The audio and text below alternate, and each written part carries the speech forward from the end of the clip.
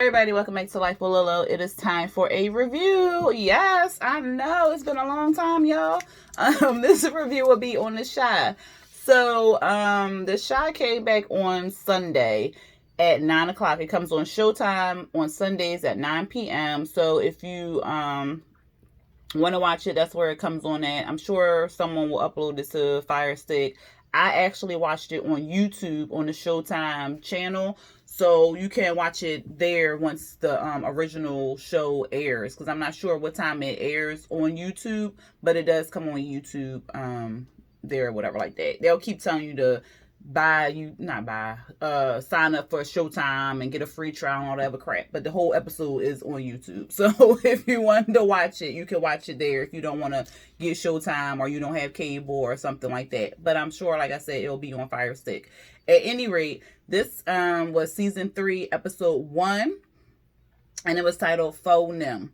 All right, so it opens up with well, we don't know who's running, but it opens up with like a girl, she running, and she got like this pretty like, was it pink? It was like a pinkish goldish type dress or whatever like that, and she running through the grass and all this other stuff. And I kept thinking, well, is she like running, is this like a dream sequence or something like that? What's going on? But no, it was Keisha. She was running to her mom's wedding. And we see her mom and Kevin, they not arguing, but fussing, like she always late. She gonna miss the damn wedding. We supposed to have been started. And Kevin like, well, mom, you was late too. The wedding should have started an hour ago. And she like, look, that's not the point, okay? The point is she not here. But then she finally get there. She grabs some flowers off some table, child, run up there and wink at her mama real quick, and then run to where the wedding was set up at. And it was set up outside near the lake or whatever. Everybody sitting outside. It looked real pretty.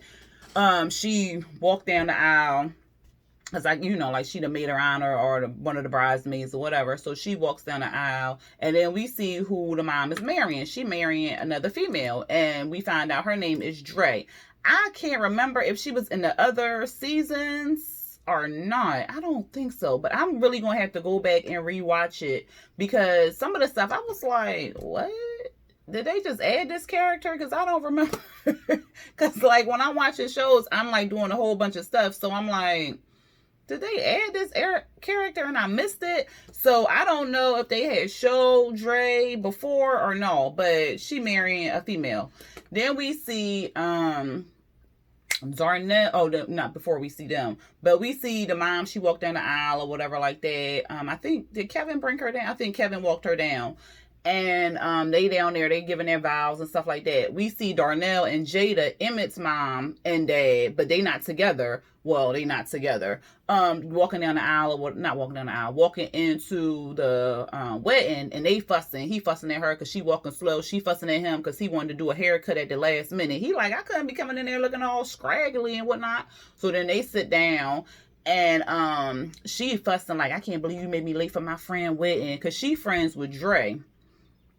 And was he friends? I think he was friends with yeah, not friends, because he slept with the mama, Kevin and the mama, whatever like that. And so Jada was like, you probably the one who turned her gay or whatever. He was like, no, she been gay, but I was just like a little speed bump before she went full lesbian or whatever. I said, really? Stupid. But they say their vows and stuff.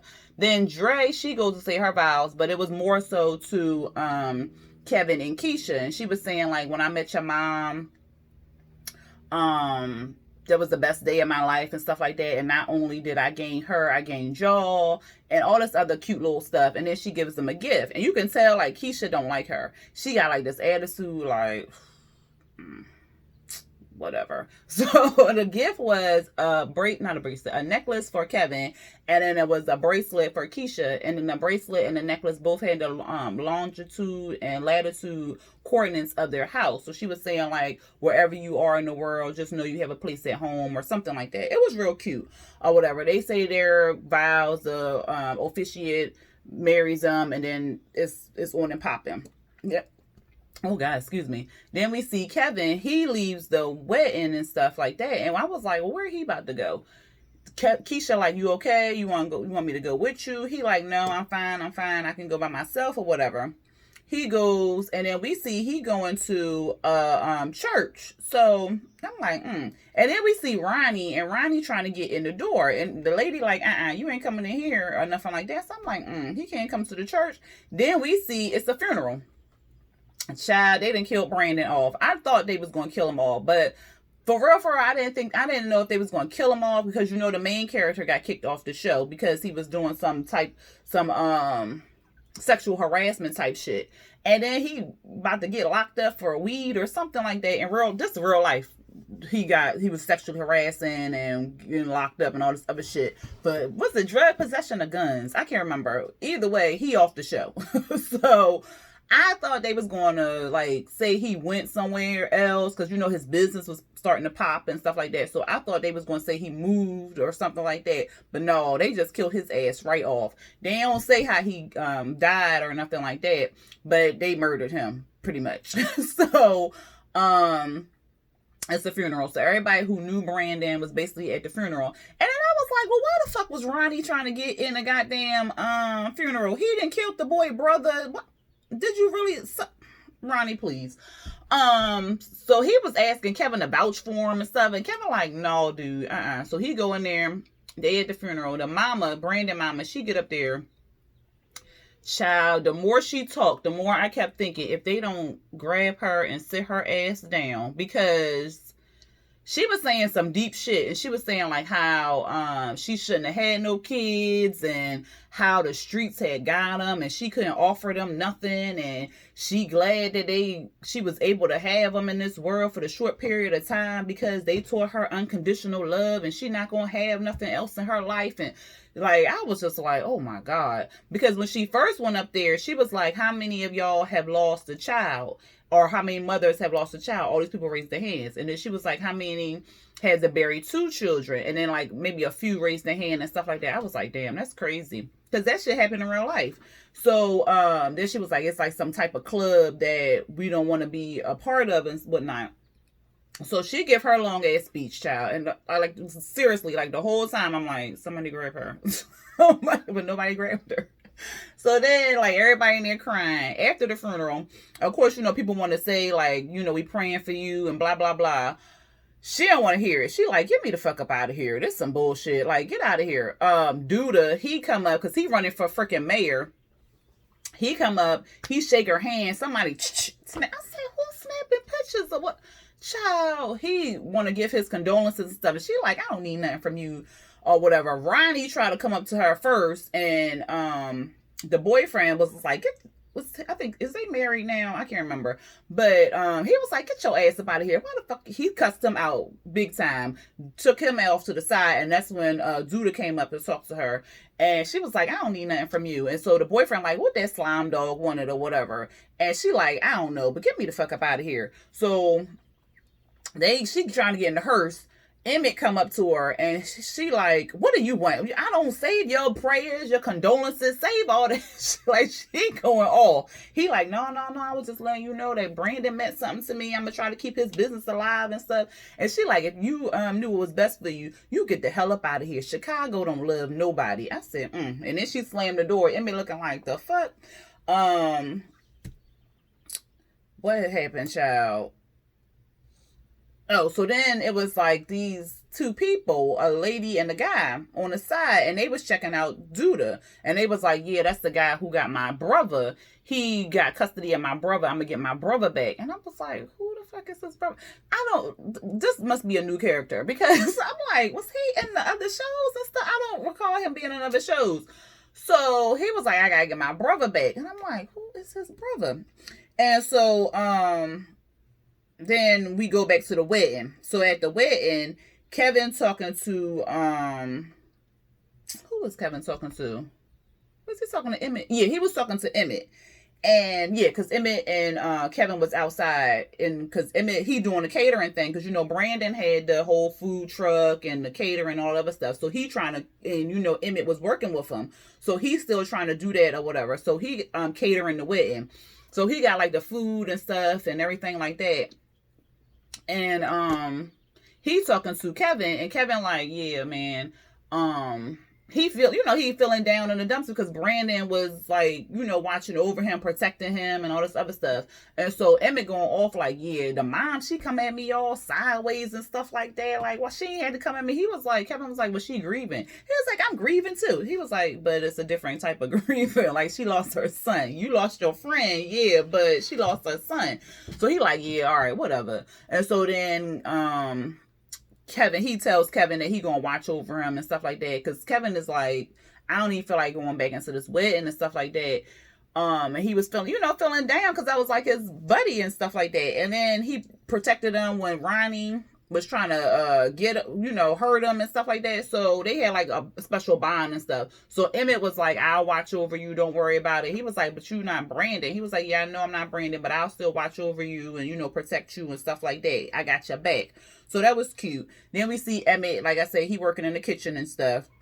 His mom come in there and she like, why are you working today? He was like, I gotta stay busy, mom. I gotta do something or whatever. And it's funny because if you remember Emmett from season 1, where he was just trying to wheel and deal and do like these quick hustles, now you see him grown into like taking on responsibility and still trying to do something, even though he could have took a break, kind of, sort of. So it was good to see him grow and mature. So he like, mom, yeah, I heard you came in here with Darnell or whatever, because Darnell is his dad. And she was like, yeah, I mean, I ain't had no ride. I couldn't get over here and stuff. And he offered me a ride and stuff. We're not really together, but he gave me a ride and stuff. He was like, well, look, that's how I start. First you driving in this car, then you driving on his lap. He didn't say that verbatim, but that's pretty much what he was saying. He was like, look, you don't need to be driving. If you need a ride, I'll come pick you up. Don't worry about Darnell. Don't call him or whatever. She was like, all right, whatever. Okay. Because Darnell, he's still married or whatever to somebody. I'm talking about he want to get back with Jada and whatnot. Jada like, yeah, because she was saying something about, at the wedding, he was saying something about, getting married, why you ain't never do that to me? She was like, yeah, you being faithful is a joke or whatever. And he was like, you trying to obey is a joke too. She was like, ain't nobody obeying your ass. So at any rate, what happened, child? Oh, so then we see, still at the wedding, child, they saying the food nasty. They like, whoever made this mac and cheese need their throat slit. They like, it must have been some Caucasians back there making the food, because they is just dogging on the food. Ain't no seasoning in the chicken. The damn mac and cheese ain't cheesy. Like, it's like they is dogging this goddamn food. I was like, oh man, Emmy can't cook. So anyway, Keisha talk about how she don't like Dre and stuff, and she telling Kevin. And she was like, well, I don't even think mama really like her. And he was like, well, our walls are thin. And I think she likes her a lot. Like a lot. She was like, oh, okay, ew, whatever. Darnell trying to hit on Jada. Jada like, I don't want to dance with you and stuff like that. I don't want to do nothing with you. Go over there, some old, I saw with some single, desperate women over there hovering over there by the potato salad and stuff, child. Then we see the kids. They in the back drinking wine. Jake... Papa, and was Kevin back there? No, it was Jake, Papa, and some little fast girl. They was back there drinking wine and stuff. Then Kevin come. I think Jake poured out some wine for his brother. And then Kevin came in and poured out some wine for Brandon or whatever like that. Keisha was out there by the water talking to Emmett, talking about she's scared to go off to college and stuff. Because he like, well, you got scholarships and stuff like that, girl. You about to be out of here. And so she was saying like she's scared to go off to college. And what was it? Because at first he asked her, was she pregnant? She was like, no, ain't nobody pregnant. He was like, you sure you ain't pregnant by me or whatever? She was like, boy, don't even go there. He was like, well, if I stare at a girl too long, I get her pregnant. It just kept, she was like, don't be staring at me then, So they was talking about how she's scared and stuff. And he was like, look, you got opportunity. Get out of here. Like, take the first train going. Like, you got scholarships. You got, your whole life ahead of you. And she was like, well, I don't know if I really want to do track like that. And he was like, it ain't even about track. Just take the opportunity to get on up out of here and stuff. Because she was saying like, oh, this stuff. He was like, that sounds like some bougie problems to me or whatever. What you want to be pregnant, working at CVS all your life, chasing after this dick, that dick, and all that other stuff. And she was like, what's wrong with that? He was like, no, that you better than that. Like, go out there, get your education, push past your fears type thing. And so she was like, are you scared? And he was saying like, yeah, like Brandon gone. He got to keep an eye out on Kevin. Some woman out here might be pregnant by him. And he was like, and then my parents fucking again. Hell yeah, I'm scared as fuck. So they was just having that whole conversation and stuff like that. Then we see Ronnie, his stuff out on the porch, child. He didn't got evicted. I said, Lord have mercy. We keep bouncing back and forth to the wedding. Though everybody had a good time at the wedding. They got the Dre took the garter off of I can't think of that mama name. The mama. And next thing we see, child, the mama done order some goddamn pizza. I said, oh my God, that is insulting as hell. Like the food that bad, they had to order pizza because nobody eating the food. He see that and he was like, what? She was like, look, I can't have my guests going home hungry. Like the food wasn't good. Like, it's okay. I'm going to still pay you or whatever like that. It's okay. You can go home, take a break, get some rest and stuff. And he was like, but I don't really want your money. She was like, look, you put the work in, it didn't pan out, but go ahead, take some money. Thank you for looking after Kevin and stuff. And if you needed something, any friend of Dre's is a friend of mine. So if you need something, call me or whatever. He was like, all right, whatever. Child, they see the kids back in the back, because Keisha went in there. Papa, he knocked out because he done drunk some wine. He done drunk the wine and got knocked out, child. She like, y'all back here drinking wine and y'all ain't tell me. So she trying to drink some wine, but Dre pops in and was like, what y'all kids in here doing and stuff? And so they was like, oh, nothing, we ain't doing nothing. And she was like, well, come on, my favorite song about to come on. It's a cha-cha slide. So they all do the cha-cha slide, and that's how the wedding pretty much ended or whatever. Because it was real nice. It was cute. Then we see Duda. I keep wanting to call this man Duda in the garage. So it's another guy standing there. And the guy like, okay, you called me, what's up? And so Duda like, no, you called me down here, what's up? He was like, I ain't call you, man. Next thing we hear pop. I said, oh, because the guy shot him. So the guy that we saw snooping on Duda at the funeral, the guy from Star, what's his name in the show? Trig, I think. Trig. Is it Victor? Is it Victor or Trig? One of them. He shot the guy. So and Duda was about to pull his gun, but then he recognized him or whatever. So then he didn't. So he was like, Trig, he was like, I'ma assume that you didn't know that he killed. I think he said, did he say Reg? That he killed somebody or whatever.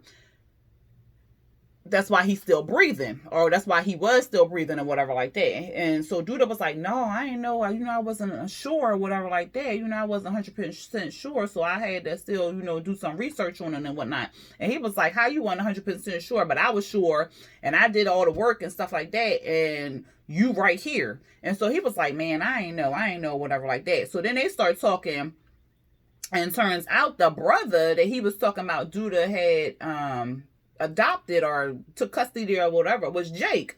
So remember, if y'all watched last season, Duda had like he wanted to kind of train Jake and stuff because he was young, he was out there and stuff like that. So Duda, he do some backhanded shit, like he do drugs and not do drugs, but sell drugs and do all this other type shit. So was Brandon going to snitch on him? I think that's what happened. Maybe that's why he got killed. I guess maybe they'll say it later on. But anyway, he took custody of the brother. So Trig is like some estranged brother or whatever. He was in jail or something like that. He left when Jake was like 8 or something like that, because Duda was like, he not even gonna recognize you and all this other stuff. And he was like, yeah, we'll see about that. I'm getting custody back of my brother or whatever. And he was like, all right, well, he started laughing at him like in his face and stuff. And he was saying like, you trying to buy him or some shit like that, because the mama done sold him to goddamn Duda. Child. So he was like, what did he say? He was like, yeah, night, something about you'll try or some shit like that. Cause Jake told me that you was dead. So Jake don't really know him. Cause he was saying like, Duda was telling Trig like he wouldn't even recognize your face in the lineup or whatever. So, child, we gonna see how this pan out. Cause I was like, he got another brother. When this occur? That's why I gotta rewatch the other seasons or whatever. And so Trig was like, well, I guess this is a resurrection or whatever. So and then he walks away. And then we can see Duda, he not real happy about that. But he got the muscle. Trig don't really look like he got no muscle or nothing like that. Then we see the mom and Dre paying Keisha to watch Kevin. And the mom like, we ain't watching her to pay her brother and stuff like, watch her brother. And Dre like, look, we on a united front. This what we agreed on. This is she getting paid or whatever like that. She doing us the favor by watching him, blah, blah, blah.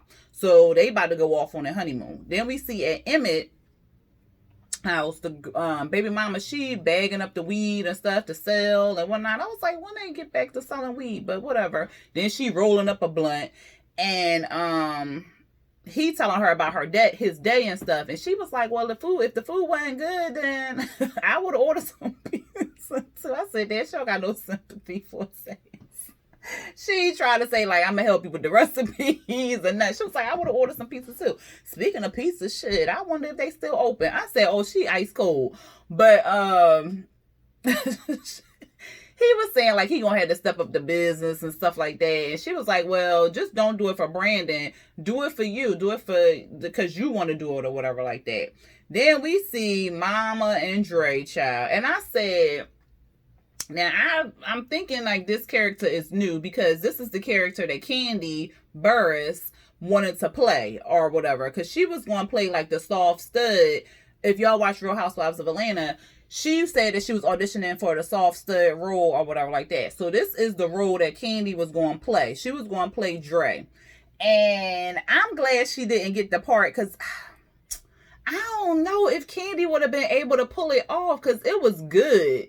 But I can't see Candy doing that. Like, I don't know. Because I know she done took down some women. But I don't know if I could see Candy doing that role or whatever. So I'm kind of glad it wasn't her. But we're going to see Candy in the storyline later. But not in this role. She's going to be, I think, Duda's girlfriend or something like that. But at any rate, Mama and Dre, they getting it in. They bout Chicky Wow Wowing, okay? She pulled the pants out. She already had the strap on. I said, the fuck? Okay. So they started getting it in, child. Mama done got her back blown out. She was struggling to climb up on her. But I was just like, oh, okay. She old. It's okay. But at any rate, they did all that. Then they ordered some room service, and that's all we see of them for the rest of the episode. Then we see Keisha watching Kevin, and I say watching because her ass had on this little hoochie mama outfit with these little booty shorts, high heels, some little lace top with her bra what's her bra showing, child? And the boys back there rolling weed, getting alcohol. I said, what in the world? And then she like, look, I'll be back tomorrow. Call me if you need me. So she was watching. Like I said, she leave out Kevin, because it was Kevin, Papa, and Jake, because the little trio. They call up some girls or whatever. They call Ebony. It was cute because he was trying to Mac on speakerphone. And she was like, why you got me on speakerphone? So Papa talking about where's the pajama code is or the colors is black and gold. So where it at or whatever. I said, oh my goodness. Keisha, she go over there to Emmett's to give him the rest of the money. The baby mama like, look, y'all don't know about Vimo. Like, she was like, oh yeah, my stepmama don't believe in that or whatever. She was like, yeah, you can come over here and drop off money and all the other stuff, but don't be dressing like no hooker. She was like, excuse me, man, I'm dressed like this for my man, not yours. So then she leave or whatever, and Emmett go after her, and he was basically saying like, I'm going he asked her where she gonna go. She said she gonna go to Pepperdine in California. He was like, damn, I'm gonna miss you or whatever like that. I'm gonna always love you and stuff. She was like, stop being messy. And he was like, no, I'm serious. Like, you gonna have a special place in my heart or whatever. And then they go off or whatever. Then we see Victor Victor with this lady or whatever, and they get in an apartment and stuff, and he was saying like he can run the card games out the back. She was saying like she got her barber stuff and she can do that in the front. They gonna save some money up for a lawyer and all this other stuff. And we find out her name is Imani, because then when the mama comes in, Jake's mama, she come in, she like, when you get out, when you get back in town or whatever. And we find out that the girl name is Imani because she introduced herself to the mama. So he like, yeah, I heard you sold your son. How much you sell your son for or whatever? She was like 5,000. I was like, damn. And so he was like, well, I give you 10K to go down there to the courthouse, say you clean, and get your son back or whatever. And she was like, I don't know. I can't do that. I can't do that. I can't do that. And she already like scratching and stuff. I said, she's still high because they're going to drug test her if she go down there to the courthouse. So that ain't going to work. But I'm sorry, y'all. My baby nephew here. My daughter watching him. But he all loud. Anyway, so he was like, well, I need you to go down there or whatever. And so she was like, I don't know. And so then he like, well, you need to get him back and whatever like that. You shouldn't have sold him and stuff. And so Imani, she was like, I don't mean to get into y'all business. So the mama snapped on her and like, well, don't. So then she go off to the side, and then he telling her, you know, like, look, I wanted to make a better life for him. I wanted to raise him in a better life, give him what I didn't have growing up and whatever like that. So you need to get him back. So then she decides, okay, I'm going to go down to the courthouse, get him back for you or whatever like that. And then he looked like he was going to walk away. He said, thank you or whatever like that. He looked like he was going to keep walking. But then he turned around, gave her a hug, and told her thank you or whatever like that.